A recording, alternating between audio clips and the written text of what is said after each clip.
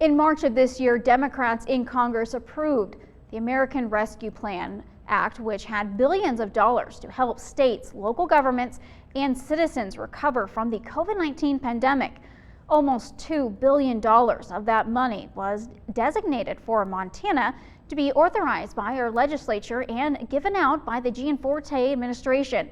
Well, much of that money has been approved for scores of programs, but as MTN's Mike Dennison reports, only a tiny fraction of that money has been spent so far.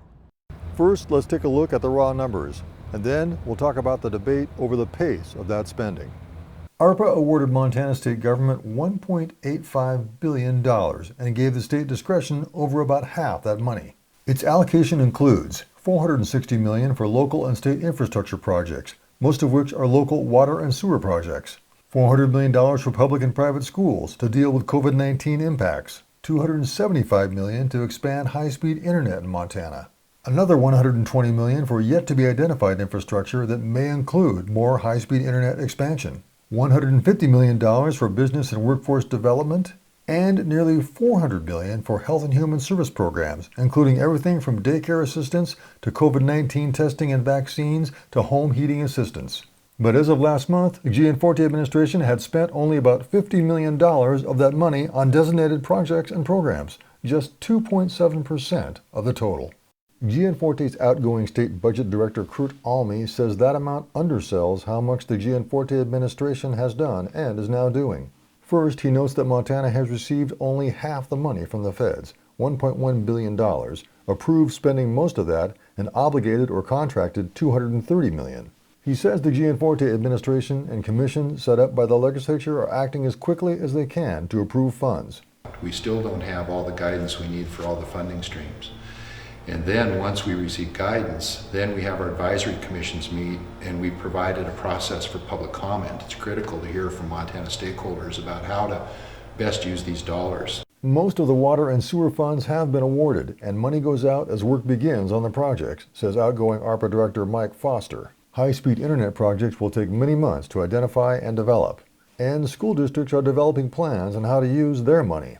But some critics say the Gianforte administration is moving much too slowly, particularly on programs that directly affect individuals and workers. Democratic State Representative Mary Cafaro of Helena, an advisory commission member, notes that none of the $110 million to assist child care has been spent, or any of the money for workforce development or heating assistance or affordable housing.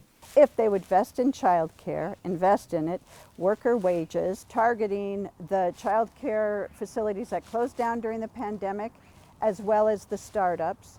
But no, they put forward a recommendation that is heavy in bureaucracy, heavy in duplication, and doesn't benefit or target the very parts of the state with the biggest workforce shortage, and doesn't do anything about wages. The administration approved spending some ARPA child care funds, including some for personnel costs, and applications for the first segment opens this week. But other child care grant programs are not yet ready. Cafaro says human service money should go through existing programs which know how to distribute it. Instead of doing something about those problems that were exacerbated by the pandemic, this administration is sticking their head in the sand. Foster and Almy say the Gianforte administration isn't slow-rolling anything, but wants to be deliberate and ensure the funds are spent wisely for the long term. I don't blame people for wanting it to come out immediately, but again, we want to be very thoughtful and careful about how we proceed with all the ARPA funds to make sure that we are taking care of all the details appropriately. What we don't want to do is just create a sugar high of putting out money that creates a one-time bump or one-time assistance, but doesn't help people really weather COVID and help people get back on their feet. I suppose a sugar high may be in the eye of the beholder as to what assistance one needs. But the proof will be in the pudding, so to speak, as the Gianforte administration doles out this money in the coming months. At the Capitol, Mike Dennison, MTN News.